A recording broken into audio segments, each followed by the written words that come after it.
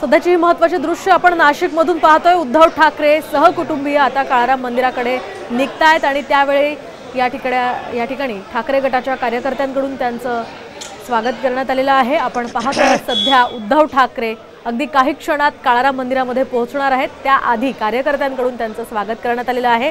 या ठिकाणी एक प्रतिमा देत त्यांचं स्वागत करण्यात आलेलं आहे।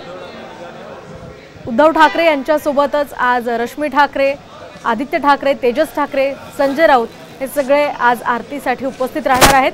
तर काहीच वेळामध्ये आता उद्धव ठाकरे हे काळाराम मंदिरामध्ये पोहोचतील आणि त्यानंतर काळाराम मंदिरामध्ये उद्धव ठाकरे आज आरती करणार आहे। यासोबतच गोदा नदीतीरी उद्धव ठाकरे दीपोत्सव जो होणार आहे त्या ठिकाणी गोदावरीची सुद्धा आरती करणार आहे।